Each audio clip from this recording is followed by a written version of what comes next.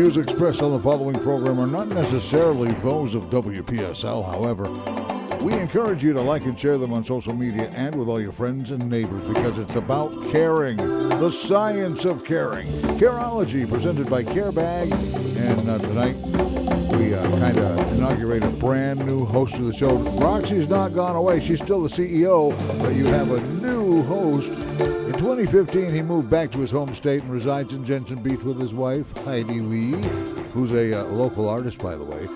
Miles is his name, passionate about nature, helping people to make lasting connections as a public speaker, business coach, and board member of CareBag. He finds ways to express his creativity while giving back at the same time.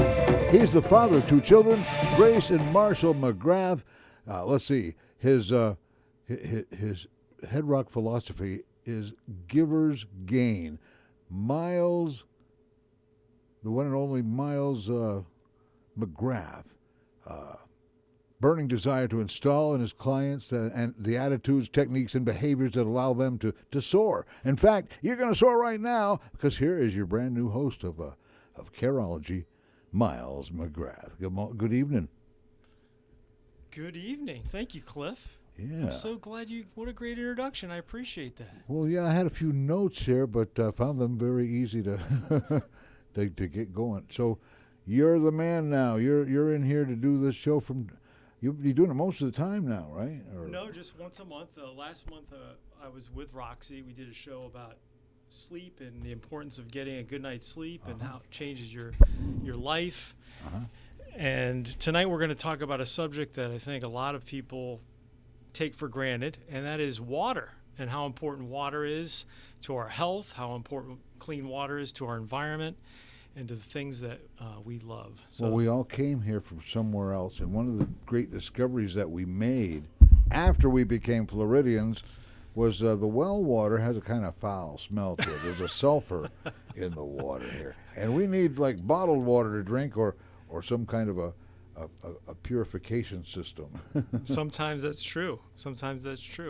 So, if we are paying attention at all, we know that the issue of clean water is really important on so many levels. We talk about what's happening in the Indian River Lagoon. We talk about Lake Okeechobee. We look at the Everglades. We look at, what comes out of our faucets. With CareBag, one of our mantras is providing proper hygiene to those folks in need, and you cannot provide proper hygiene unless you have access to water.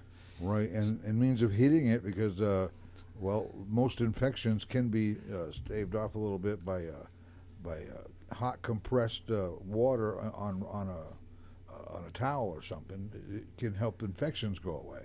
It certainly can, and if the water's not clean, what's going to happen? And how do we get to that clean water? So we're going to talk about that broad subject tonight. But at first, I want to talk about what actually is water. What is water? It is a molecule that's hydrogen and oxygen. It's 2 parts hydrogen, 1 part oxygen.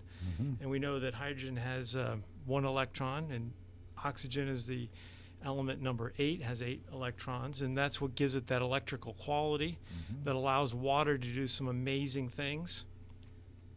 For example, most liquids, when they freeze, become more dense and they sink.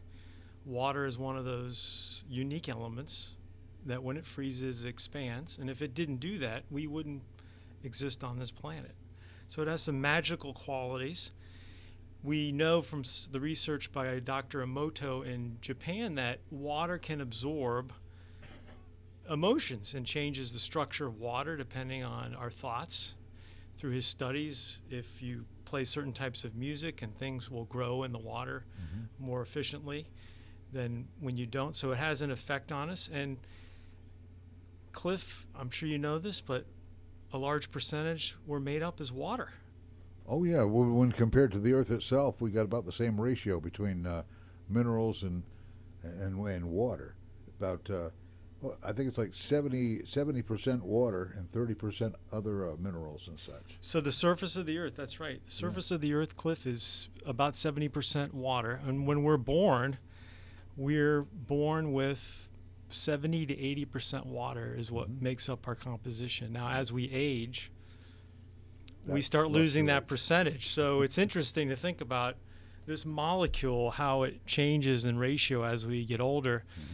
What do you think has more water percentage, fat or muscle?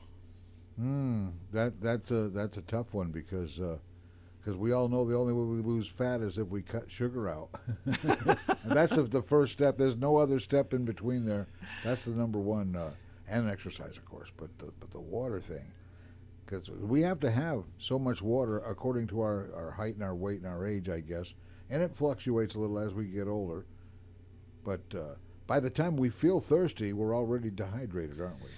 True. So fat has less water than muscle. So muscle is more of a watery percentage because the fats are like an oily substance.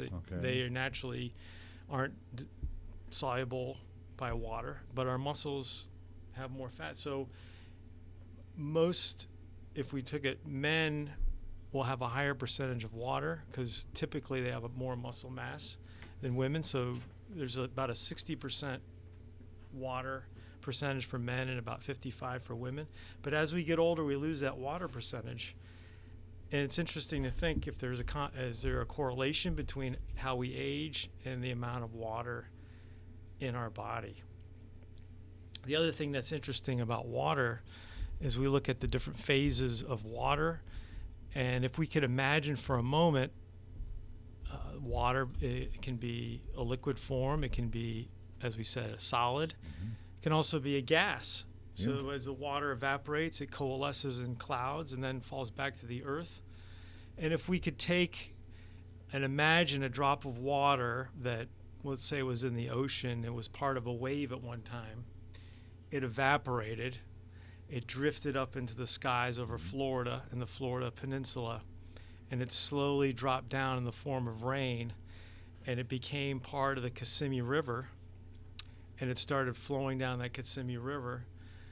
At the headwaters are really what we think of the Everglades is really the Kissimmee River, and that same drop of water would then flow in and around and all the different canals and drainage canals that we have, but somehow it makes its way to Lake Okeechobee and is then in this lake with this big dike all the way around it, and it combines with all the things that run off into that lake, all the nutrients from septic tanks, from farm fields, from everything that gets kind of stored in that basin.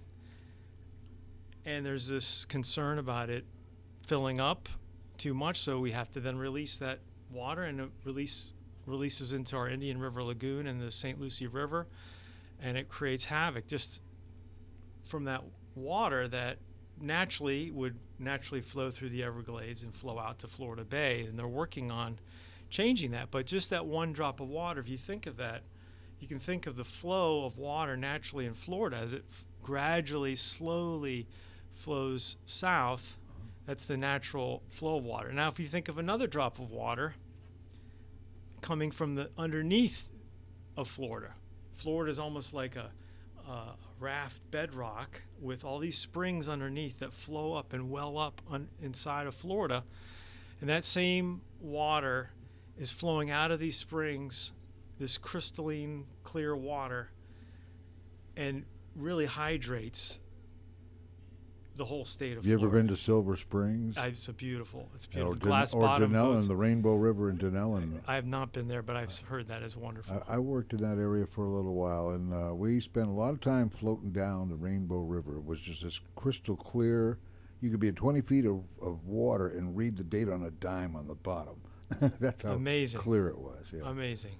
And sparkling and delicious too. You could drink it right from the source.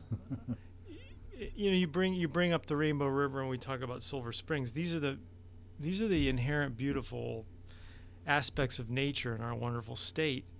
How are we taking care of those?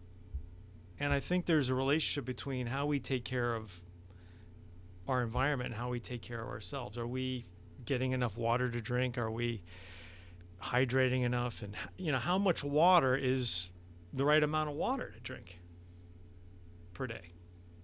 That is, about a gallon a day for some, the average. they say, right? That's what they say. Or what, 8-ounce glasses or 16 8-ounce glasses? I get confused after a while because I did a lot of water for a while, a couple different times, and I learned the importance of it as far as weight loss goes. It really helps everything flow through your body and your system and cleans you out. And nothing You know, like it. you mentioned cleaning out. Why is it so important? What is water doing for us? Mm-hmm.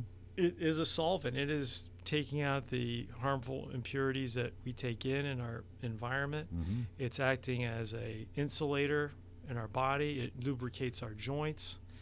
It keeps things flowing through our cells. But you can actually drink too much water, and you can not have enough electrolytes to transfer or hydrate your cells. So it is a happy balance that we need. And the right answer isn't 8 cups or 6 cups. The right answer is, if you're thirsty, Drink something. you should drink something. And how do we test for the hydration? How do we test for that? Well, we do know that anything you add to water, the water becomes what you add to it. Like fruit juice, maybe what do you call it? Concentrated fruit juice. You put it in the water, what happens? It becomes the fruit juice. But it sort of ceases to become the water too, because some of the stuff you mix with water will not make it a hydrating element for you. For instance, if you're drinking diet soda and you're thirsty, it's not going to help you because it's not water. It's carbonated, and there's all kinds of things with that give you health problems and just don't hydrate you like you should be hydrated. There is water in those diet sodas, but there's also caffeine, and that acts as a diuretic. It's still going to hydrate you a little bit, but not as effectively as water. It's not as healthy for you, and it's wreaking havoc with your system. Mm-hmm. But it is going to hydrate you a little bit, not as much as it would if it was water, just plain water. Which brings up the question, I think we've all been to the supermarket, and I remember back in my day we had kind of 2 types of water. We had hose water and tap water. Yeah, both same source. One from the hose and one from the tap, and of course from the tap to the hose, that's the same as the tap. But it didn't kill us. No, and we drank out. We were out playing outside and having a good time. And if we got thirsty, we turned on the hose and we had some water. Or we ran inside, we grabbed a glass and filled water out of the tap, and we drank that water. Now, if you go to the supermarket, there's like half the aisle is filled with bottled water, spring water, evaporated water. I'd have never believed that if they told me that someday people will be buying water to drink out of bottles at stores, and we laughed it off back then. That's right. Like, who's going to buy this? Yeah. There's a hose in the yard. Water's free. Purified water, alkaline water. There's 50 different types of water that come in different gallons. Some come in glass jars. Mountain Valley water, it's so confusing about all the different types of water. How do you know, like, what's the best water? Like, it's so confusing. Is it mineral water? Is it, well, there are still water? Minerals in some water, like sulfur. Sulfur is a mineral that doesn't make the water smell good. However, it does make the water good for you, and it's very good for your hair. I remember when we were kids, sightseeing in the woods looking for wildlife. We'd come across a flow well, which is a great big pipe with a great big valve and an empty canal out in, say, an orange grove or something. And they'd turn these on, and they'd fill up these canals that would go throughout the groves and then water all of the orange trees. And, this wasn't very far from where we sit here in the woods, not very far away from here. There was one of these flow wells. Where was it, like west of here? It was just due south, about 200 yards south, in the woods behind the. Here in Fort Pierce. Yeah. And there were a lot of back in the day when there were more citrus trees too. A lot of the citrus got wiped out during the citrus canker came through, and Next thing you know, the government agents were coming in. Well, they were destroying all of our fruit trees out of our yards. Yeah. That hurt. That was it really did. That was tough. We thought, where are we ever going to be able to get oranges again? Well, you go to the store, they don't sell you Florida oranges. They have California oranges. And I guess you buy your Florida oranges in California stores. Can you still get them at Nelson's Market? Oh yeah, you go to you go to a lot of the local packing houses too. Right. You can get really good deals on some of the best oranges ever. But the industry kind of moved a little south not too long ago, and we saw it happen. Yep. Wow. So the question is, what water do you get? I mean, what's important in your water? And I think it's something we should consider when we're putting water into our body. Like, what is the important aspect of the water? And it really is the water clean? Is the water have minerals in it that will help us absorb and be more hydrated? Those are really the important questions. Some people will structure their water. They'll move the water, or they'll shine light on the water. Some people have filtration systems in their home because they're very concerned about the cleanliness of their water, reverse osmosis systems. All the above, we really need to take our water seriously. But at the end of the day, where we get our water is from our municipalities. And it's the people that work in those municipalities that deserve really a lot of credit. They're the ones constantly making sure and testing our water and making sure that the system is clean and providing water and making sure the system's under pressure. And not only getting the water to us, but what happens when the water needs to come out of us, right? We have to, flush the toilet, and the water then goes back. The water goes to the sewage treatment plant, and then it gets cleaned and filtered, and it gets put back into the system. Either that's back into our aquifer, or back into our reservoirs, or back into the ocean, or back into our rivers. And that is the important cycle that we have to consider when we think about infrastructure. How important is it to have clean water going back into the system after we use it in our homes? A lot of homes don't have a sewer hookup. They have septic tanks. And there's been a lot of testing recently that the septic tank runoff of some old septic tanks here in Florida, there's millions of people that have septic tanks, are causing some of the nutrients in the water to create the algae situation that we had a couple of years ago. Septic tanks, and there's also the agricultural fertilizers, the chemical fertilizers. There's a combination of different things. But we, in the legislature, passed a bill under Jeb Bush to fix up these septic tanks, but people got so upset about the cost of fixing their septic tanks that they didn't let it go. So now we're all paying for the cleanup of these septic tanks in one way or the other. That's just one issue, but it's just something to think about, how we don't appreciate, we take it for granted until you've gone on a camping trip. You didn't have a toilet around, or you had to find some other way to use the restroom, and you go back home and you're like, I can flush the toilet. It's something to really appreciate, is just that basic thing of having water in your home to take a shower, to take a bath, to use the restroom. As opposed to digging a latrine or building a hole in the ground for an outhouse. Or finding some bushes somewhere because you're living out of your car. And hope you don't find poison oak. Whoops, my bad. Boy, that would be a hard one to explain. If you know Stephen King, he tells a story when he was young. Him and his brother were out camping, and they needed to go to the bathroom, and his brother handed him some poison ivy. Oh no! He tells the story very, very well. So just things we take for granted. How is all that sewage treated? How old is our infrastructure? And there's a reporting system in Florida that when there is a sewage leak, that people call in and report that. And over a 10-year period, there's been thousands of sewage leaks due to pipes being brittle, breaking, roots of trees breaking into these drain pipes, a myriad of reasons.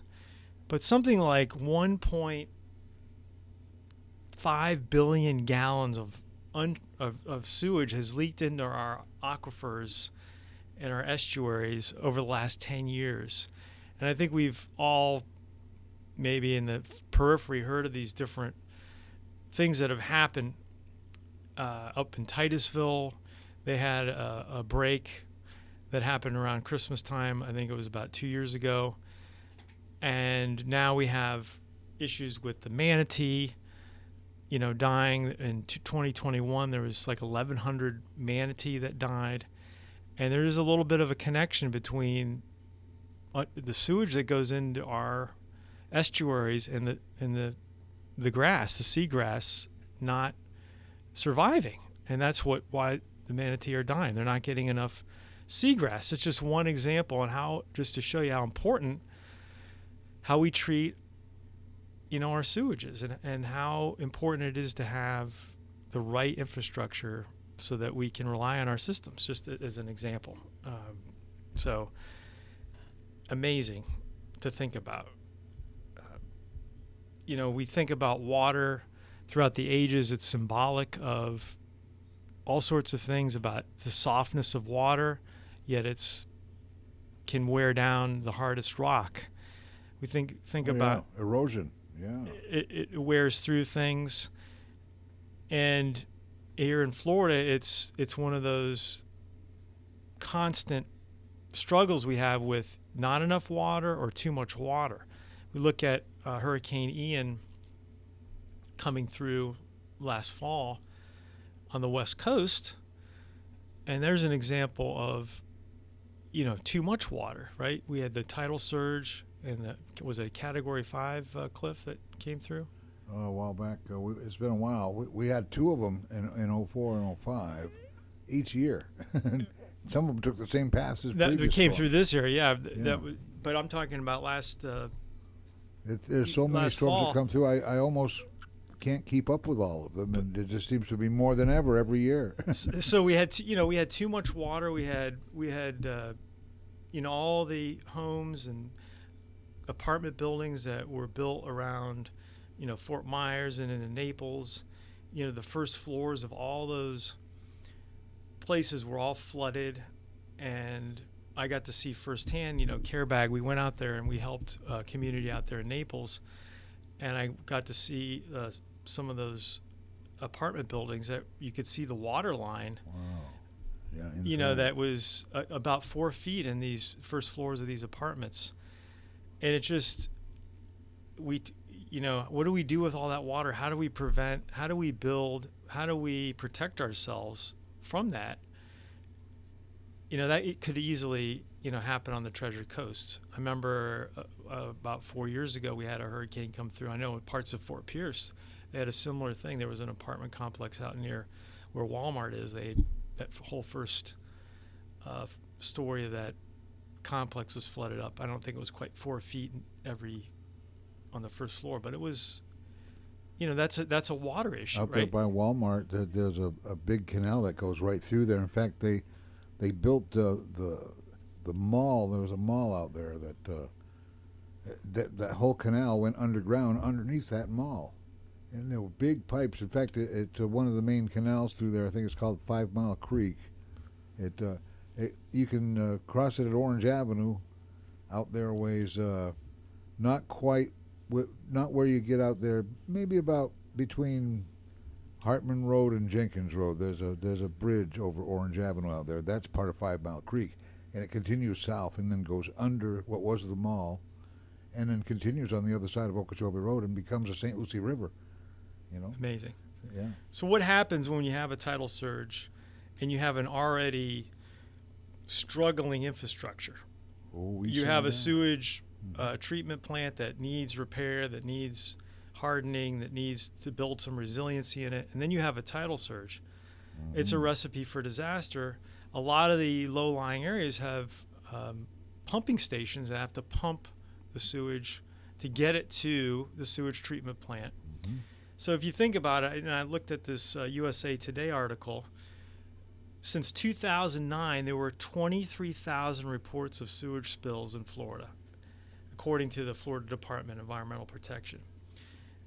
It's just, you can't wrap your mind around it. And again, 1.6 billion gallons of wastewater were dumped into our estuaries and back into the water. Now, it's a huge issue, and it's going to have effects. We've already seen red tide. We've seen the blue-green algae. It's something that just awareness, to at least be aware that is a priority. We need to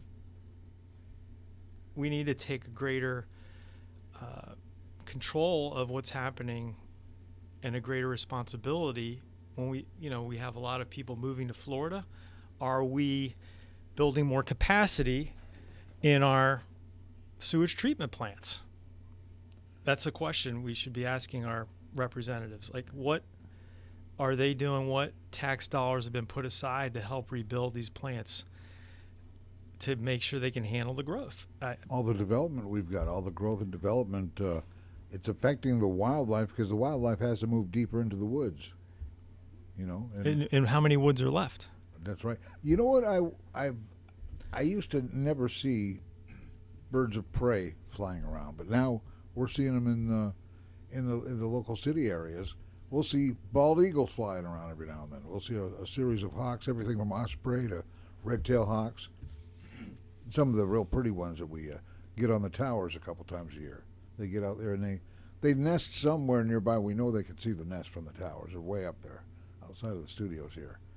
But we've watched these hawks over the years, and sandhill cranes come around. Yeah. But a lot They of used to these- be if you got near a sandhill crane years ago, they would run away. Now they walk around your front lawn. Oh yeah, and if you're not careful, they can.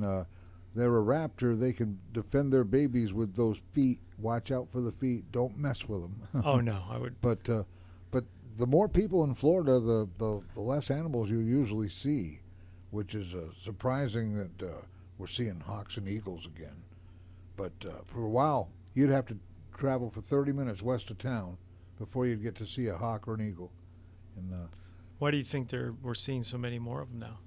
well, because the food's different. A lot of the birds of prey, they come into town. We've got there's smaller birds like doves and pigeons and things like that, and they love to eat those. And but the more people around, they still shy away from people as best they can. Although I've gotten a couple of nice photo ops. If you get a chance to check out What bird? Well, I did a couple of urban wildlife videos here at the studio with some of the critters that come around here, like sandhill cranes. I brought a 3-wheel motorcycle to work one time, and I got off the air and I went outside, and there were 5 sandhill cranes looking at it, walking around it, standing on it. They were everywhere. Another time there was a giant red-headed woodpecker out there, and I took my camera, and there he was right in the frame. So I rolled the video, and he tapped on that tree for a little while out there. And you also see snakes, you see reptiles like turtles. I've seen a 5-foot alligator in our front yard out here over the years, stuff like that. I think you're bringing up an important point. We talk about a lot of the issues in Florida with water. One of the ways I think that we can turn these things around is awareness. And what do I mean by awareness? Is getting out in nature and observing nature on a regular basis, like you're talking about. Know what we've and got here to taking appreciate. take a walk out in nature. Walk outside, walk by your local ponds and lakes. What kind of birds do you see? Or What even kind an of estuary. take a tour, take a canoe trip. There are so many places around here. The parks in Florida are amazing, and it's something to expose your family to, because as we appreciate nature, like you're saying, Cliff, and look at the birds and look at the wildlife, and understand what different types of trees that we see and how these trees grow, and the cypress trees and the oak trees and the different palm trees, and how they work and how that foliage works and how that cleans the environment and how that transfers the water back into the atmosphere again through these trees. We then start appreciating nature more, and then we start saying, well, I want to protect this environment, And then all of a sudden we're like, well, how do we do that? Well, we do that by looking at what's affecting it and building areas that protect our environment. And if we're going to develop, we develop in the right way so that we protect our natural resources here, because at the end of the day, why do people come to live in Florida? Yeah. Because of all these beautiful resources, because they have the ocean, because they can go fishing, because they can enjoy the beaches, because they can enjoy Lake Okeechobee and all the things that nature has. If they want to go hunting, they have things to hunt.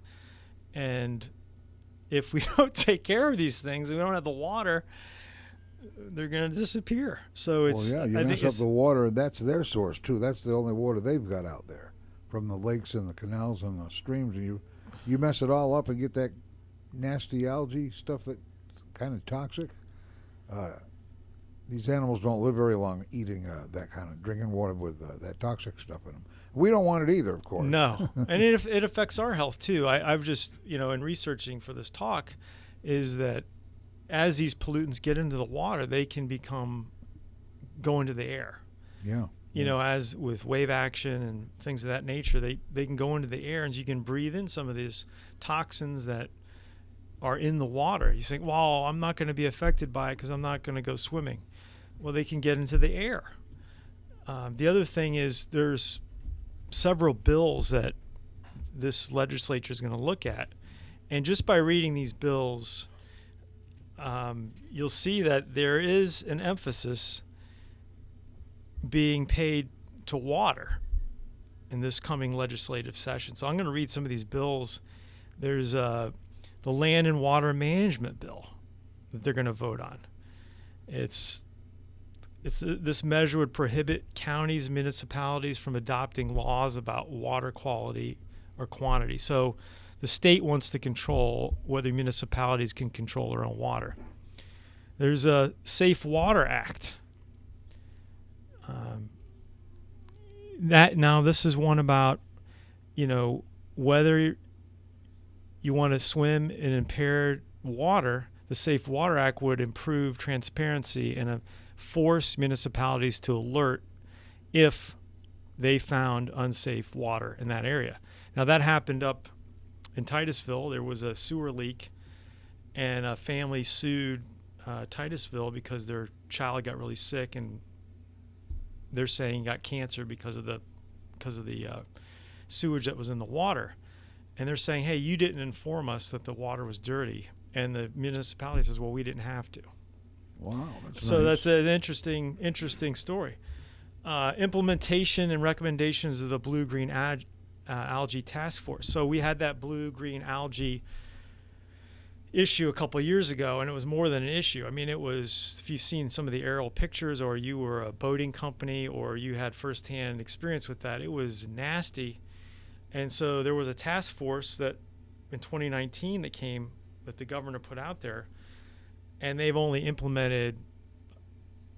not implemented all the things in that, what the task force suggested. So this bill would say, hey, you've got to implement all the ideas that came up in that task force.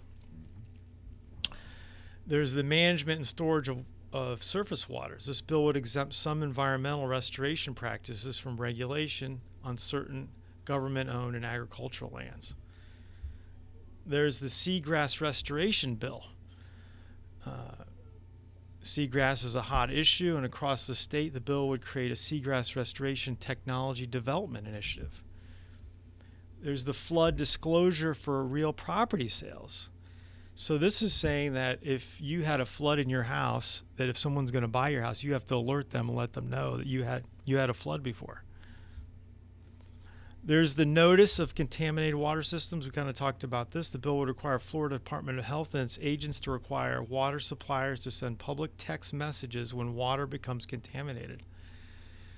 There's wastewater grants. The Florida Department of Environmental Protection keeps a running list of impaired water bodies in the state that are in need of restoration. This bill would expand the department's wastewater grant program. There's the Office of Blue Economy. If turned into law, this bill would create an Office of Blue Economy. In Florida, the measure defines a blue economy as an economic use of ocean and coastal resources. There's the water and wastewater facilities operator. If wastewater facility operator has received a license by a federal government or another state, this bill would authorize the Florida Department of Environmental Protection to issue license to them. On-site sewage treatment and disposal system inspections.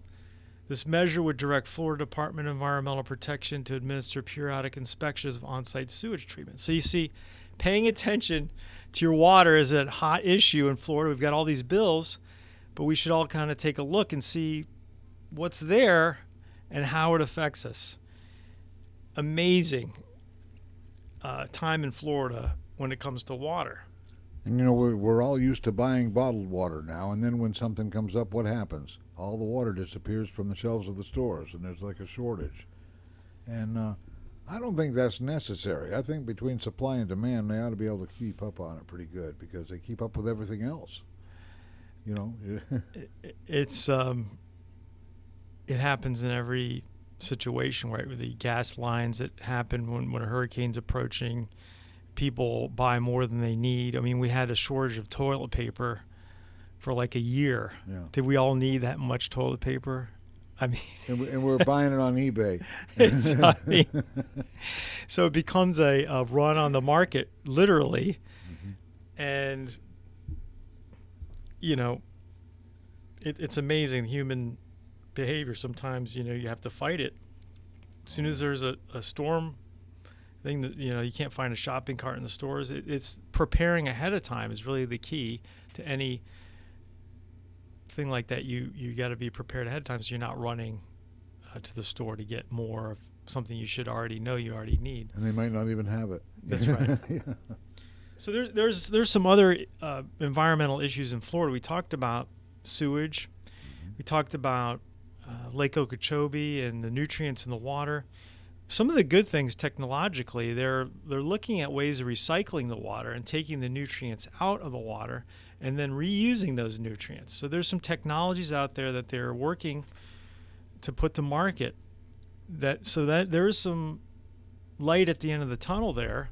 How expensive are they? I think they're kind of in the testing phase right now, but they've used some of these technologies to filter out metals out of water that they could also use to filter out nutrients and then recycle those nutrients in the water. There's also something in this research on water that was kind of on my radar, but something I really didn't realize the whole extent of was this, you know, that Florida is has the largest phosphate mine in the world. And I did not realize that in this research. And east of Tampa are these phosphate mines that have been going on for like 50, 60 years. And they dredge 60 feet underground to get this phosphate that they use for fertilizer. And for every ton of phosphate for fertilizer, they produce 2 tons of waste. And that waste then gets piled up in these huge piles that are bigger than what you see, the trash piles you see next to I-95. And that waste is very toxic. So if they don't put dams around it and they don't protect it, it can get into our aquifers. So that's another huge issue in Florida, that they had a spill a couple of years ago and they had to pump like millions of gallons into Tampa Bay of this phosphorus tainted water. So it's just something that just paying attention to water, these things came on my radar. There's also the leachate stuff from the landfills. It seeps into the ground. Yep. Now, they've got some amazing ways of dealing with that stuff. I don't know how they do it, but they keep a layer of thick plastic up on the top of the landfill. They used to plow everything over and bury it all, but today they don't do that. But they do manage it to where all the leachate, the liquids and the poisons and all the stuff that winds up in the landfill seeps way down into the ground, and it goes into a special area, and it's pumped to a water processing treatment plant. It's amazing. It's amazing how they could just get that hill to do it. It looks like a mountain when you're driving right on the highways. We used to kid around and lovingly call it Mount St. Lucie, but it's just west of St. Lucie West. Now, were they looking at converting some of the trash into energy at one time? Oh yeah. Let's see, what were they? one of the things they were doing, I knew that they were taking old computers, and there's a machine. That machine, you can put the computers in there, and it grinds everything up, cell phones, and it separates the elements. There's gold and there's silver and other elements in those phones and computers, and the machine separates everything, and just accumulates it up to where you've end up getting a couple pounds of gold or silver out of computers. Now it takes a lot of computers to get it, but you can extract all of that. And they were doing that. They were doing something else too with the plastics. Now the recycling companies, they're doing something with them, because we have one nearby here, and every once in a while it sounds like gunshots outside. But all these water bottles, these plastic bottles, are being compressed, and they pop, when they're under that compression pressure. And it sounds like when they first built that over there, we heard that, we thought something was going on out there, but it was okay. It was just the sounds of, I guess, recycling. And have you ever lived near a paper mill? There's a paper mill up in Port St. Joe. I've been by that paper mill, and when you go through Jacksonville, and if you go through the Carolinas and Brunswick, Georgia, yep, you can smell that one 50 miles before you get there. There's a lot of water that gets treated as a result of that, the cellulose and the fiber. And I remember the paper mills up north when I was a kid. I know the EPA has come along long since, but when you'd go through Fitchburg, well, every bridge you'd cross, the water would be a different color, because they were flowing right out of these paper mills, and whatever they were doing with the paper was coming out in the water, and it really looked awful, because there was some green water and some red water and some blue water, and we used to wonder, why is the water all different colors like this? It was because of the paper mills and pollution. The EPA came along and put a stop to that all quite some time ago, though. So I took a tour of a paper mill up in New York, up in the Adirondacks, and I was shocked at the size of this paper mill. It was acres upon acres upon acres, and the size of the paper rolls but what was interesting was the video I had to watch, because of the chemicals and things that they use to treat all the papers and how dangerous it was. They made sure you watch this 20-minute video on safety and everything like that before they even let you in the mill. But we take it for granted, the things that we use, like we talked about toilet paper, we talk about all these resources that we use, plastic bottles. How are all those created? What energy goes into making those resources that we take for granted? And with everything in the manufacturing process, typically to clean something, it needs water. So the water is used a lot of times in the manufacturing process. And that was one of the issues in Flint, Michigan. They switched the water supply from Lake Michigan to a local lake that the water wasn't as clean.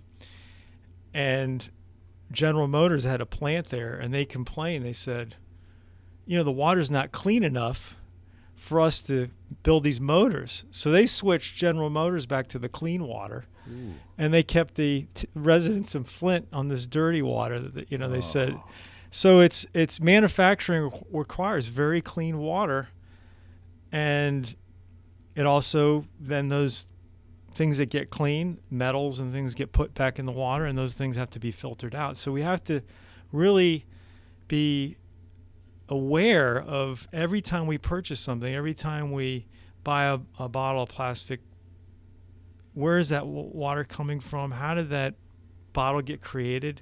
Yeah, we have a footprint. Everybody has a footprint when we water our lawns. I'm guilty sometimes. We have to water our lawns, and how much do we water them? Where does the runoff go? We're all really playing a part in this. It's not just the big companies that we can point our finger at, but we all need to really take a look at how we're consuming things, what we're putting in our body, and how that translates into our environment. Well, we most certainly need to pay attention, because we're losing track of things way too easy these days. And water is something that we can't lose track of. We gotta constantly have that water, whether we want to realize we want to buy it or we want to process it ourselves. There are all kinds of water filters you can get these days to hook to your faucet. some of that good. We've got a system here. It takes the smell and the flavor out of sulfur water. But don't forget, we've also got iron water here in Florida. And the water has a little brown tint to it, but it's the same iron that they put in the one-a-day vitamins. Natural iron in the water. How about that? So you got the water that's actually good for you. And I mentioned that flow well years ago. Right. It was a hot summer day. We were out sightseeing, and there was this flow well, and we were just so thirsty. And we didn't care. We were thirsty. So we turned that thing on, put our face down in it. And you know what? On a hot day, when you're really, really thirsty, sulfur water's awesome. It's great. Now, once you're done drinking, you're going to smell it for a while. It does have a sort of like a hard-boiled egg smell to it, like sulfur does. So things have changed a lot since you were a kid running around Fort Pierce. Oh yeah. This was mostly a rural community. There was everything that was going on. People had gardens. People had livestock. In fact, we still see what's left here of the rural communities when the fair comes around every year, and they have the Right. livestock auctions. Isn't the fair going on right now? I think it just finished up recently. Oh, did it? Okay. Yeah, and did you get to go, folks? What would you say is the biggest change in Fort Pierce in the last 40 years that you noticed? Oh, it goes back a little more than 40 years, but there was a big fishing industry, net fishing. They'd take nets out. And everywhere you'd go out there in the ocean or in the river, you'd find these nets that were laid out with little flotation devices on them. And the local fishermen stood up and they said, we can't have this anymore. People coming down to Florida to take their fishing poles and go fishing, and these netters are out here catching all the fish. Well, I've never caught a mullet on a hook, but a lot of these were mullets, but a lot of them were other important fish like kingfish and mackerel, the smaller mackerel. And they're good. And yeah, the nets are good, but they banned the netters. The netters were run off. They run them all off.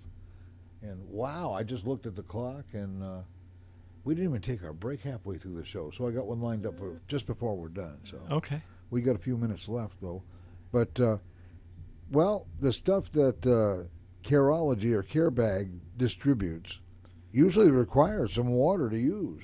Well, we have two mobile shower units that are utilized, and we put them in fixed locations for a time period. We move them to another location, and those are for folks that do not have access to a shower, Right.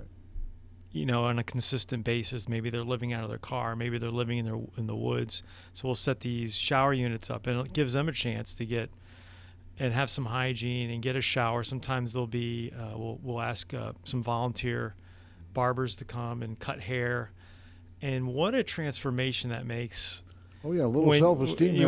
When you haven't had a shower in maybe a week or so, and you get into that shower and you get clean, and then somebody says, "Hey, I'm going to give you a haircut," you're like a new person. Oh yeah. And that's dignity that we're looking to bring to the community. And I think we all take it for granted, right? We go home, we get a shower. But my hope was for today's show is just to bring some awareness of the power of water and how vital it is for all of us, how it really makes up who we are. It makes up our planet. The fish that we care about in our freshwater lakes and the salt water, the organisms that don't exist without water. I mean, it is the staff of life. Food chain. It is if we don't care for our water, then we're not going to live. So that is so important. So I guess my request for the audience today is next time they take a shower, next time you take a bath, next time you wash your hands, just be grateful that you have that water and that you can have that resource. I think if we have that appreciation, we have that awareness, we can turn some of these challenges that we have around. We can turn around, how we develop. We can have more thoughtfulness on how we develop. We need development, but we can be more thoughtful about it. We can turn around, where we're getting our fertilizers from. We can turn around, how we knee-jerk react to our emergencies. Oh, we just got to pump more water into the St. Lucie. Well, maybe there's other ways we can do that. Maybe we can filter that water. We can turn those things around if we have awareness. And that awareness is all of our responsibility, because we have conversations and we all know somebody who knows somebody who's in power that can make a difference, that can make the choices that are going to affect us for not just this generation, but as the Native Americans say, 7 generations down the road. We have to think like that, because we want our grandchildren and their grandchildren to enjoy the springs, to enjoy the beaches, to enjoy nature, and to be able to take that refreshing taste of water. That's right. And with that, we're going to go ahead and try to finish up our show a little early, just so that we can play that commercial break that we should have taken in the middle of the show, but that's all right, because Careiology has some fantastic sponsors, businesses that support this show, and if you'd like to be one, there's a website you can visit. It's www.givecarebag.com, something like that, or Carebag Inc. Oh my! I gotta find that QSR. I'll find that for you. All right. So hey, we've done it again, and thank you for hosting another great show. You're welcome. You're welcome. You've been listening to Careiology, the science of caring, on WPSL Port St. Lucie. It's one of the many reasons, and we are the talk of the Treasure Coast.